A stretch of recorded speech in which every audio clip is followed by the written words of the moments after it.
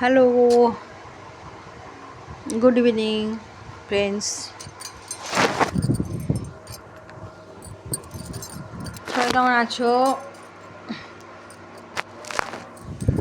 দাঁড়াও এক সেকেন্ড। আমি না পাজল হয়েছি, জাস্ট পাজল। এই একটা মানুষ পৃথিবী থেকে যদি চলে যায় জীবন থেকে, তারপরে তার লাইফে একটা পর একটা ঘটনা ঘটলে সে পাজল হয়ে যায়। যেমন আমার লাইফে যে যা যা ঘটেছে আশ্চর্য লাগে, খুবই আশ্চর্য লাগে। আমি সব কথা তো বলতে পারবো না, বলতে চাই, চিৎকার করে বলতে চাই যে এটা হয়েছে, এটা হয়েছে, কেন হয়েছে, কেন হয়েছে। এই যে আমি খুঁজে বেড়াই, এই যে আমি ছুটে বেড়াই, এই যে আমি অভিমান করি, কষ্ট পাই, এই ঘুমরে সুখে ঘুমাই, সব কিছু কেমন একটা ভাবাবেগের মধ্যে করি। মানে আমি যেন মৃত্যু খুব কাছাকাছি চলে যেতে চাই। আমি অনেক অনেক অনেকটা কাছে চলে যাই মৃত্যুর।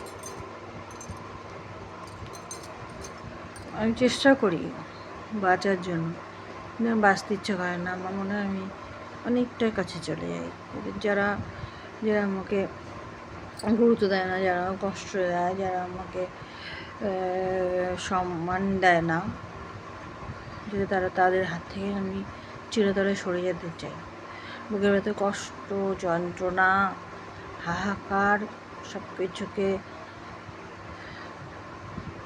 আমি 2 টাকার রোজ ঘুমের ওষুধ খাই। মানে আগে অ্যাংজাইটি খেতাম, দেখলাম অ্যাংজাইটি খেয়ে কোনো লাভ নেই, আমার অ্যাংজাইটি কমবে না। নর্মাল ঘুমের ওষুধ খাই আমি। প্রথমে একটা খাই, আসে না ঘুম, মোবাইল ঘাঁটতে থাকি। তারপর আমি কিছু খাবার খাই, খেয়ে আমি এই ধরো রাত্রি 11:30টার সময় আমি আরেকটা ওষুধ খাই। তারপর আমার ঘুম এসে যায়, মোবাইল করে সকালবেলাটা অদ্ভুত একটা অস্বস্তির মধ্যে ঘুম ভাঙে। এটা আমি কাউকে বোঝাতে পারি না। মানে একটু ভালোবাসা, একটু যত্ন, একটু কেয়ার, মানে আমার ফ্যামিলিতে যারা আছে তারা করছে। আমি বলবো না যে আমাকে কেয়ার করে না, করছে।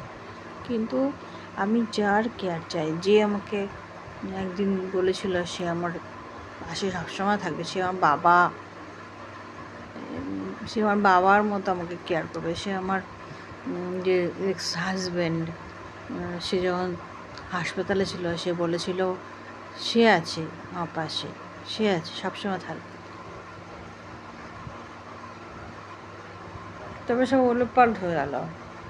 তাকে আমি বিয়ে দিলাম, সে আস্তে আস্তে বদলাতে থাকলো। সবাই বলে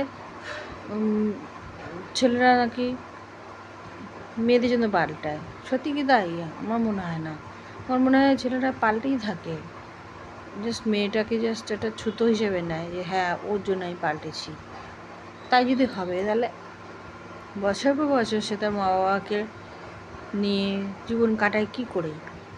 যখন মেয়েটি আসে তখন তার জীবনটা থেকে সে সবাইকে সরিয়ে দেয় কেন? শুধু কি মেয়েটির দোষ? শুধু কি মেয়েটার জন্য? তারও নিশ্চয়ই মনে হয়েছে তার বাবা মাকে কাছ থেকে সরে যাওয়া উচিত। হয়তো আগে থেকে তার ইচ্ছা ছিল ওটা জাস্ট একটা ছুতো। আসলে কি বলতো, আমি ঠিক বোঝাতে পারি না। মানে আমি কষ্টটাতে এতটাই কষ্ট পাই, আমি কিচ্ছু বোঝাতে পারি না। মানে আমি মরে যেতে চাই, আমি মৃত্যুকে কাছ থেকে দেখেছি, আরও গভীরভাবে তাকে দেখতে চাই। I am very much excited হতে চাই। আমি আমার আগের জীবনের মতো হাসতে চাই। আমি যখন খুব মজা করতাম, আমি হাসতাম, গল্প করতাম, চিৎকার করতাম। আমি আমার কষ্টগুলোকে আমি